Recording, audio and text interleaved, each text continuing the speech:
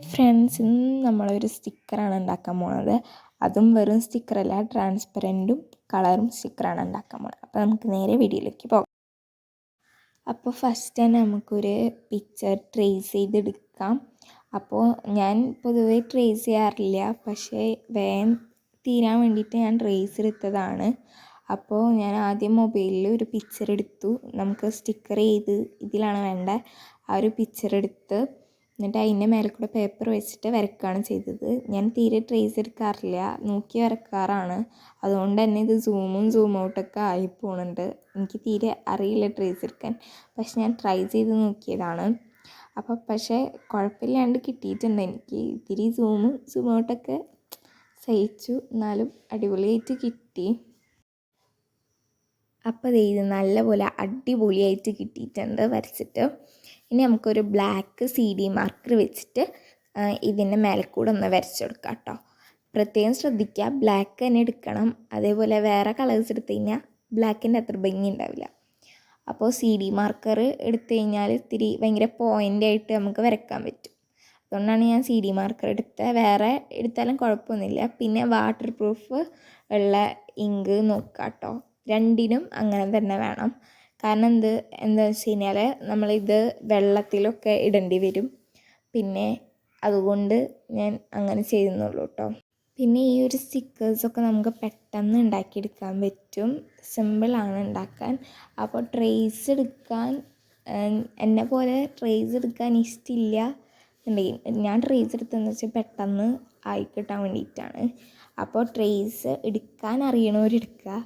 കാരണം എന്ന് വെച്ച് കഴിഞ്ഞാൽ എന്നെപ്പോലെ ഇതാക്കി കഴിഞ്ഞ് കഴിഞ്ഞാൽ ഇടയ്ക്കിടയ്ക്ക് സൂം ഔട്ടായി പോയിട്ട് പിക്ചേഴ്സ് ഞാൻ വരച്ച പിക്ചേഴ്സിനൊരു കുഴപ്പമുണ്ട്. അത് സൂക്ഷിച്ച് നോക്കി കഴിഞ്ഞ് കഴിഞ്ഞാൽ ഒരു ജസ്റ്റ് ഒന്ന് വൈബ്രേറ്റ് ചെയ്തു അതിലുണ്ട്. കാരണം എന്ന് വെച്ച് കഴിഞ്ഞാൽ ഞാൻ എടുത്ത നൈസായിട്ടുള്ള പേപ്പറാണ്, കാരണം ബുക്കിൻ്റെ പേപ്പറാണ് എടുത്തിട്ടുള്ളത്. അപ്പോൾ ഈ നമ്മൾ CD മാർക്കർ വെച്ച് വരയ്ക്കുമ്പോൾ അത് ലൈറ്റായിട്ടൊന്ന് സ്പ്രെഡ് ആവുന്നുണ്ട്. അതാണ് ഒരു വൈബ്രേറ്റ് പോലെ വന്നത്. ഇനി നമുക്ക് ഈ പിക്ചേഴ്സൊക്കെ വരച്ചെടുത്ത പിക്ചേഴ്സൊക്കെ ഇത്തിരി വൈറ്റ് പോർഷൻ വിട്ടിട്ട് കട്ട് ചെയ്തു. വൈറ്റ് പോർഷൻ നമ്മൾ വിടണം എന്താ വെച്ച് കഴിഞ്ഞാൽ ഇനി നമ്മൾ ഇതിൻ്റെ മേലെ കൂടെ ടാപ്പാണ് ഒട്ടിക്കുക. അതുകൊണ്ടാണ് ഞാൻ പറഞ്ഞ വൈറ്റ് പോർഷൻ ഇത്തിരി കട്ട് ചെയ്യാൻ. അപ്പോൾ ഇനി ഞാനിത് ഇത്തിരി ഷേപ്പാക്കി കൊടുക്കുകയാണ്. നമ്മൾ ടാപ്പ് ഒട്ടിക്കാൻ വേണ്ടിയിട്ട് ഇത്തിരി നല്ല ഭംഗിയായിട്ട് ഷേപ്പാക്കുകയാണ്. അപ്പോൾ ഇത് നമ്മൾ കറക്റ്റ് ഷേപ്പ് വേണമെന്നൊന്നുമില്ല. ഞാനതാണ് ഇത് ഈ ഒരു പിക്ചറിൻ്റെ അതേ ഷേപ്പ് എടുക്കാത്ത, അതുകൊണ്ടാണ്. എനിക്കിഷ്ടമുള്ള പോലെ ടാപ്പ് ഒട്ടിക്കാൻ പറ്റണ രീതിക്ക് ഞാൻ ജസ്റ്റ് ആക്കിയിട്ടുള്ളൂ കേട്ടോ. ഇനി നമുക്ക് ഇതിൻ്റെ മേലേക്ക് ടാപ്പ് ഒട്ടിക്കുക. ടാപ്പ് ഒട്ടിക്കുമ്പോൾ ശ്രദ്ധിക്കുക, ക്ലിയർ ടാപ്പ് ഒട്ടിക്കുക. അതേപോലെ തന്നെ ബബിൾസ് ഇല്ലാണ്ട് ഒട്ടിക്കാൻ നോക്കുക. അതേപോലെ നമ്മൾ എന്തെങ്കിലും മൂളി വെച്ചിട്ട് ഒട്ടിക്കണമായിരിക്കും നല്ലത്. ഇനി നമുക്ക് ഇത് എയർ ബബിൾസൊക്കെ ഉണ്ടെങ്കിൽ അതൊക്കെ ഒന്ന് കുത്തി കൊടുക്കുക. കുത്തി കൈ വെച്ചിങ്ങനെ ഒന്ന് ഉരച്ചു കൊടുത്താലും മതി.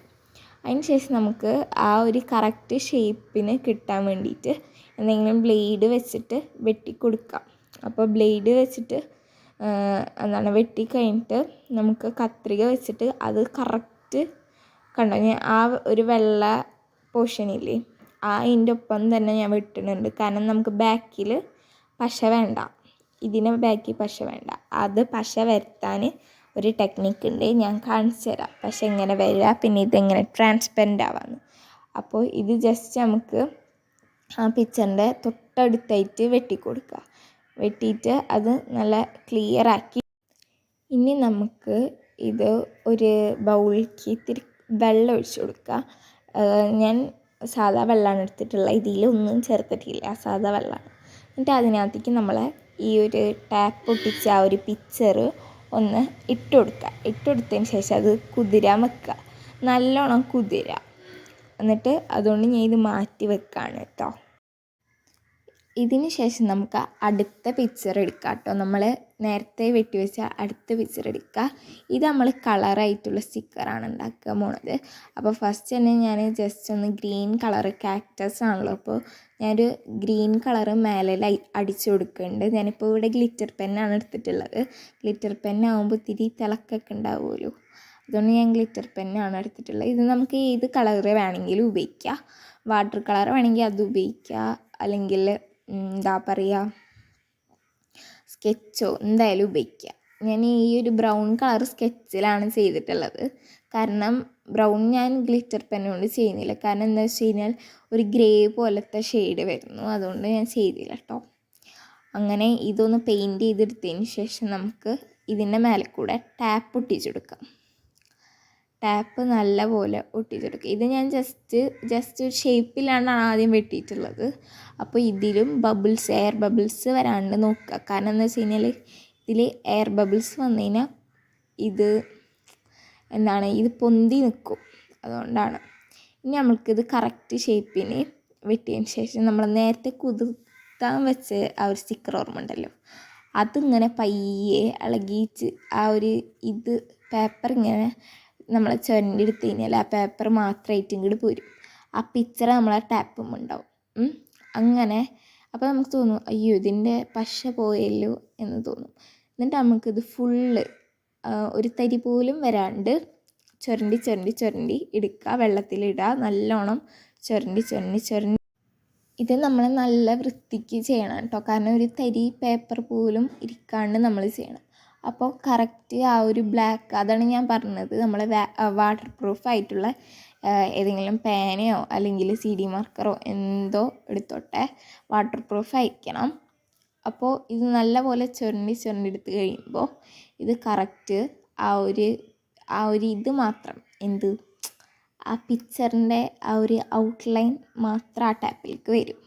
അപ്പോൾ നമുക്ക് കിട്ടിയിട്ടുണ്ട് ഇങ്ങനെ. ഇതിനിപ്പോൾ ഇത് ഉണങ്ങി വരുമ്പോൾ പശ വരും ഇതുമ്മ. എന്നിട്ട് നമുക്കൊരു ചെറിയ പേപ്പർ എടുക്കാം.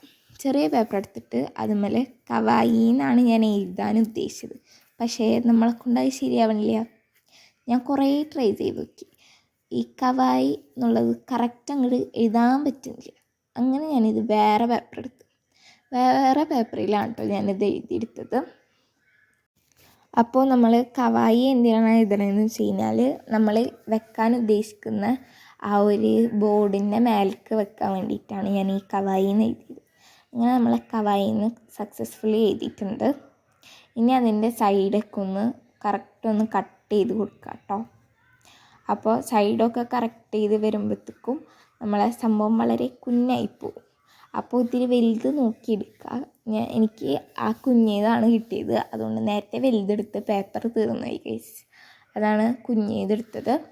അപ്പോൾ ഞാൻ ഇവിടെ പർപ്പിൾ കളറിലാണ് എഴുതിയിരിക്കണം, നിങ്ങൾക്ക് ഇഷ്ടമുള്ള കളറിൽ എഴുതി. പിന്നെ ഞാൻ എടുത്തേക്കണ ബോർഡ് ഒരു സംഭവം ഞാൻ ഇത് മുന്നേ ഉണ്ടാക്കിയൊരു ബോർഡായിരുന്നു, അതുകൊണ്ടാണ് ഇതിൻ്റെ കളറൊക്കെ ഇങ്ങനെ. ഇതിൻ്റെ മേലെ ഞാൻ ജസ്റ്റ് ഒന്ന് ടാപ്പ് ഒട്ടിച്ചിട്ടുണ്ട്. കാർഡ്ബോർഡിൽ നമുക്ക് ശരിക്കും വൈറ്റ് കളറാണ് വേണ്ടത്, എനിക്ക് വൈറ്റ് കിട്ടിയില്ല. ഞാൻ പണ്ട് ചെയ്ത് വെച്ചൊരു സംഭവമാണത്, ബ്ലാക്കും വൈറ്റും. അതുകൊണ്ട് നമ്മളെ ട്രാൻസ്പെറൻറ്റ് സ്റ്റിക്കർ കാണില്ല ഗൈസ്, ഇതിൻ്റെ മേലൊക്കെ ഒട്ടിക്കുമ്പോൾ കാണുക. അപ്പോൾ നമ്മൾ കവായിന്ന് എഴുതിയില്ലേ, അത് നമ്മൾക്ക് ഇതിൻ്റെ മേലേക്ക് അങ്ങോട്ട് ഒട്ടിച്ച് കൊടുക്കുക.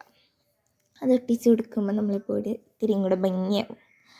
അപ്പോൾ നിങ്ങൾ ഈ ബോർഡ് ഉണ്ടാക്കുമ്പോൾ വൈറ്റ് കളർ യൂസ് ചെയ്ത് ഉണ്ടാക്കാൻ ശ്രമിക്കുക.